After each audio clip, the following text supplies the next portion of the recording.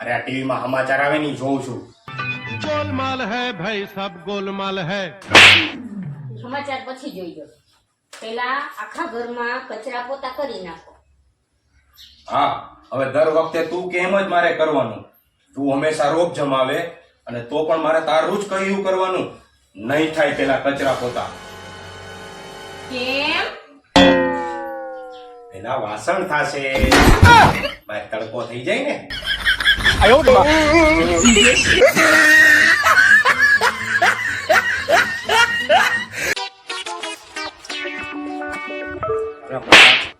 ઓલા મગનભાઈ ને ત્યાં જમણવાર હતો.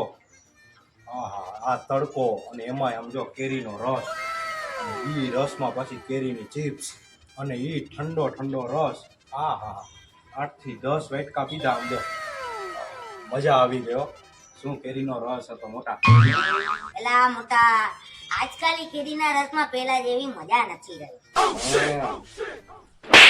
તને ન્યા એ જમવાનું આમંત્રણ નથી મળ્યું એમ કે મારો ભાઈ. બાકી મજા તો હજી એવી ને એવી જ છે. બંધ કઈ ખારા રાખો તો બધા કે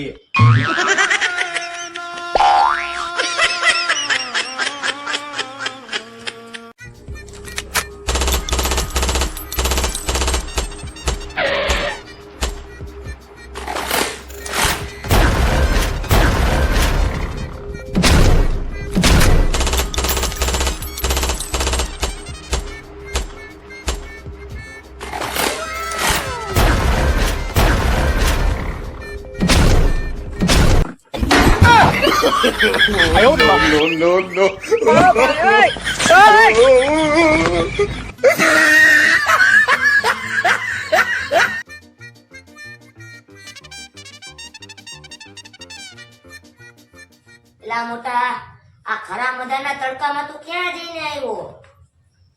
એલા કોર્ટે ગયો તો. લે, કેમ? એલા એક કેસ ચાલુ છે. લે, તારે વળી છે નો કેસ? એલા એક છોકરીની છેડતી કરી હતી ને, આ એનો કેસ ચાલુ છે. એલા મોટા, શરમ કર શરમ. આ 20 વર્ષે છેડતી કરી હોય તો વાત ઠીક છે, 50 વર્ષે પછી છેડતી કરાય? એલા છેડતી તો 20 વર્ષે જ કરી હતી, પણ આ કેસ તે દિવસનો ચાલુ છે.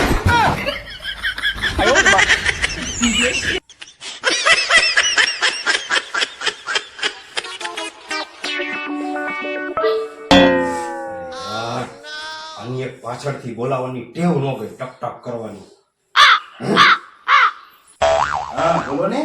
આમ અડધા પડધા કપડા પહેરીને ક્યાં આયલા?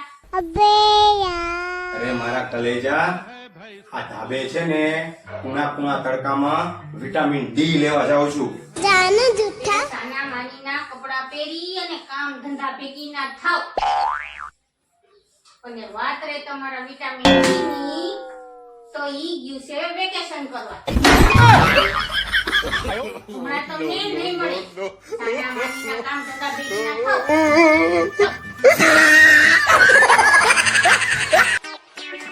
એ બાપા, મને પૈસા આપો. તારે વળી શું કરવા છે પૈસાને?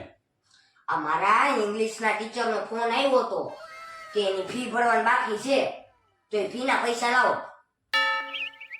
એમ? હા તો એ જ વાત ઇંગ્લિશમાં કરીને બતાય.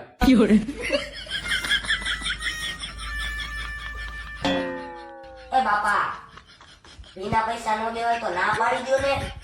ખાલી ખોટી વાત ઇંગ્લિશમાં બોલાવવાની જરૂર છે. એ,